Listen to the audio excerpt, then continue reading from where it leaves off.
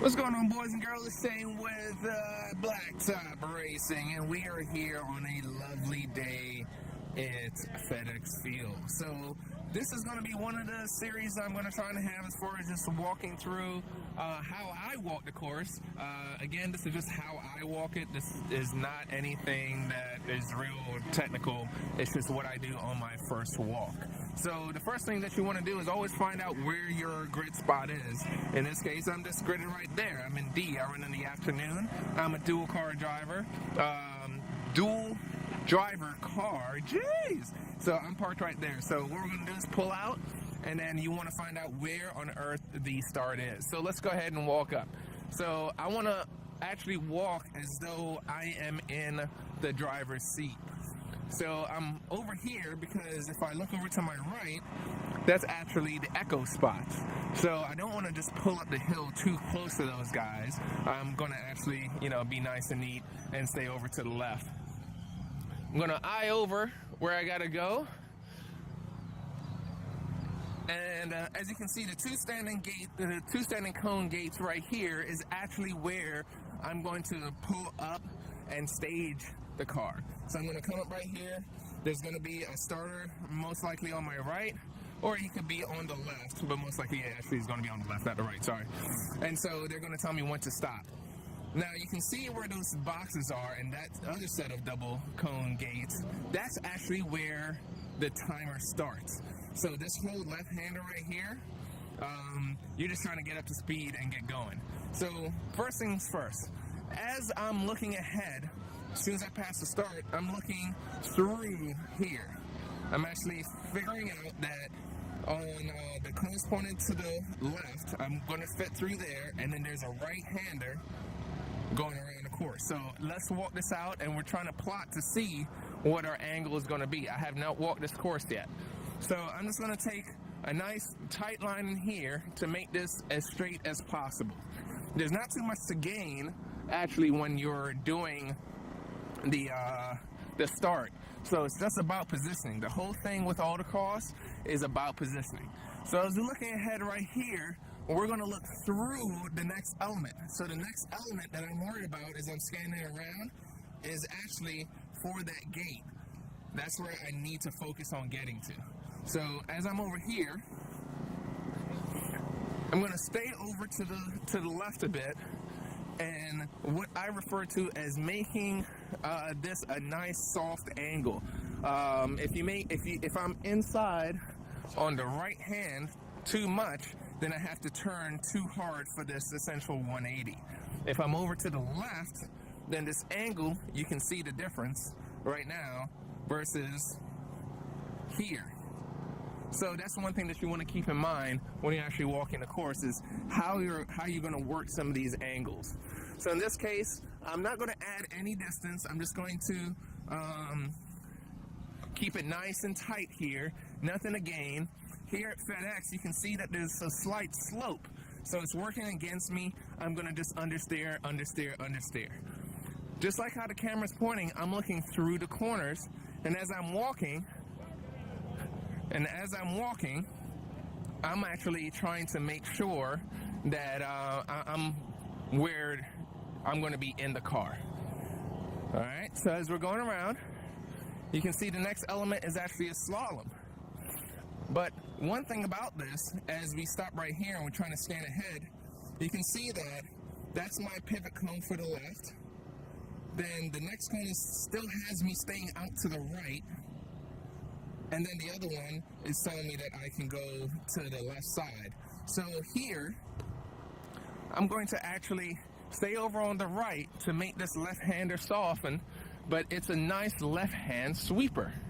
It's not so much a slalom where this very first cone pinches me in to go to the left. I'm staying out to the right. So I'm actually going to go ahead, soften this up just a little. And what I can see here, yes, this is how I'm actually looking through.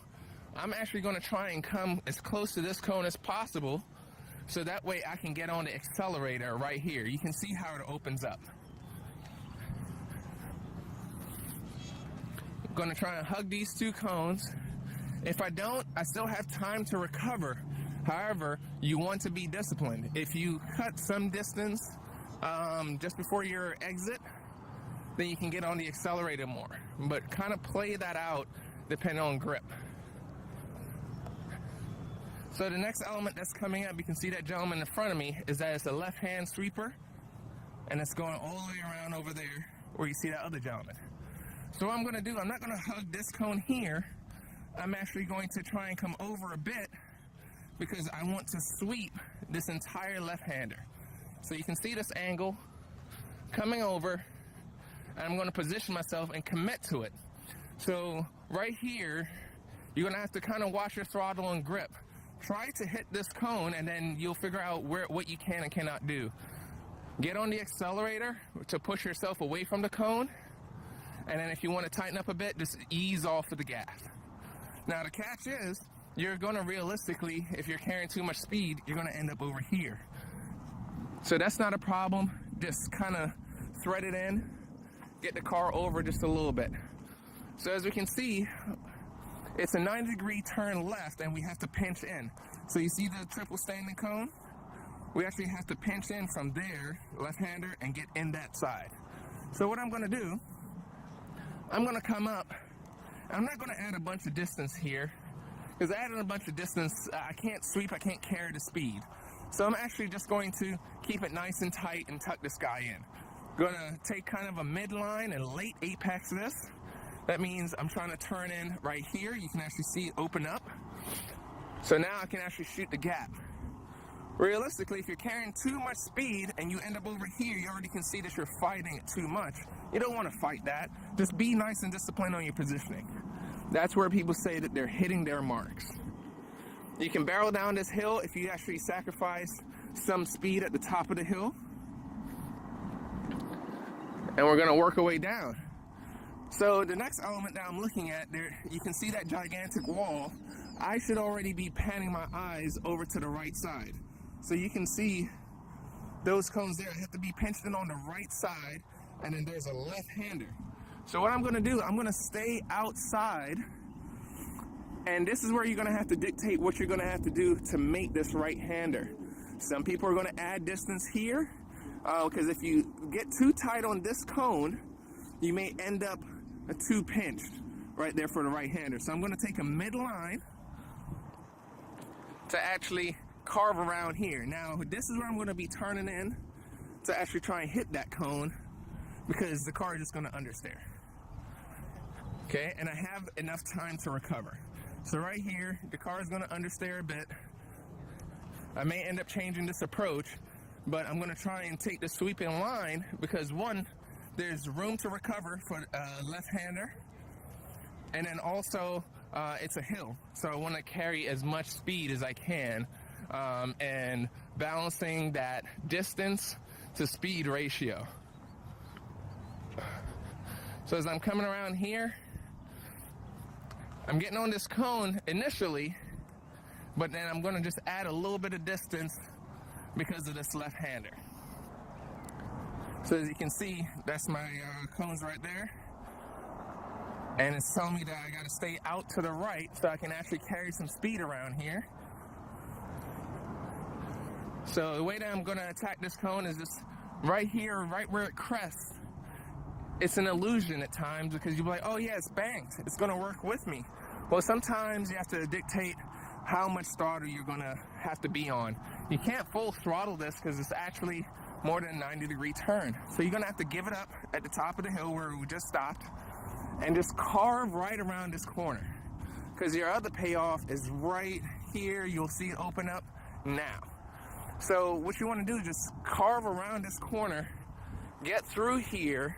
If you're positioned all the way over here, you can see how much you just have to fight back. And look at that, that's only like 10 feet. So you're just going to be thrown off. So what you want to do is just make sure that you stay disciplined and stay tight. So as we go around here, the next element is going to be basically another 180 left-hander.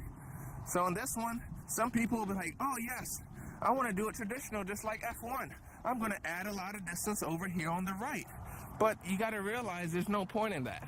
Yeah, you can carry more speed around, but you're adding too much distance on your radius. So in this case, I'm going to take a midline on approach just to soften up this angle, and then I'm just going to try and throw the car in, and since it's downhill, I'm going to let the car understeer in order to get on the backside of that double cone. You can see that it goes downhill into a slalom, so this is all about positioning here. There's some bumps, it's off camber, the car is just going to not try to work that well. So what you want to do is actually try and hit these cones. Watch your arc, kind of get a nice little dirty pivot right here. That just means either tapping on the brake to load it, trail braking, or rolling on the gas to get this pivot. But if you can get this, you can see it wide open for this slalom here.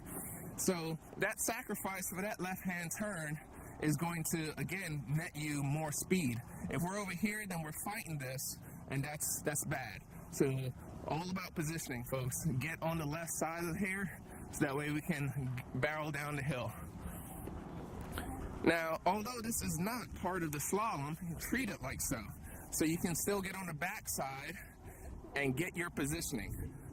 So this is the start of the slalom, but that first cone that I just pointed at, you still want to backside it so that way you can get in position to backside this cone. If you're late, meaning that you did not turn to get the car angled properly, leaving the cone, then you're just screwed this entire way. So as I'm trying to remember for myself, remember to walk the course as you are in the car. So on the left, as we're taking this left right here, you're actually going to walk closer to the cone. The next one, as we're making the right maneuver, you're going to be about the same width of what your car is off of the cone. So I'm not going to walk directly on that because I want to remember the course in my head as well, along with looking ahead as far as where on earth I'm going to position. So I am going to be 3 feet off of this cone because that's how wide my car is, approximately. So as you come around here, you can see that the gentleman's walking to the right and then going down to the finish. So as we come down here, you can still carry some speed, but you can't accelerate through the slaloms. Normally at the finish of a slalom, you're accelerating through. In this case, I'm still worried about backsiding that very last cone that we just passed, so that way we can have a better angle for this right-hander. So I'm just going to soften this up, carry some speed. You can see that the surface area actually changes. In a lot of cases, it's actually more grip because it's marbled, go fig. But it's a good distance between here and that next cone for the right-hander, and that cone actually pinches in. So I'm going to bring this in, carry as much speed as I can. And the reason why I'm actually adding some distance again is to soften this corner up, because I can actually carry some speed down to the next section. You can't take this full throttle, but what you're trying to do again is soften this corner up so that way you can start turning in now. Use the understeer along with your speed and get through here. So this one, you don't want to add too much arc. You don't want to be going up this hill or anything. Just go ahead and get in right at this cone so that way you can actually just pivot and get through the finish. Now with this finish, you'll notice that it's not going towards the tree line, it's actually going towards the cars. So this is actually a nice element in itself. I don't want to accelerate out to the right side because as you can see, that box is farther away from me. This box is where I actually want to be. I want to be closer to the left side because it's actually going to trigger the light sooner. So yeah, you may want to carry some speed, but at the same time, cutting distance is actually worth it better if you just stay right here. So this is my finish, folks. Once I trip these lights and I get in here, hard brake, hard brake. Everywhere that you go, a lot of times for the braking zone is going to be 100 feet. So that way, at least 100 feet, so that way you can slow down nice and smooth. And then we're going to go out to the exit here. So for the morning session, you can see here is at the bottom, so that way they'll just go on the back side and then fall back in line. So the driver's meeting is going on right now, so that's it for me. But thanks for joining. And that's just how I walk the course. If you have any questions, always walk with others. And they do have novice walkthroughs for each club that I've been at so far. So always just see if you can join in on one of those novice course walks, and you'll be good to go. So I don't know if I'm zooming in or zooming out, but whatevs. This is super close. So yeah, that's it, guys. Hopefully that answers some of y'all questions as far as just knowing what to eye out. And then I'm also going to do a video, if I haven't posted this before, about what each cone represents. All right, catch you guys later. Thank you. Hit the like button if you wanted to, and also subscribe. I'm trying to go and do these weekly, or at least every other week. And thank you to Agile Auto and Apex Junkie for the sponsorships. Take care, guys.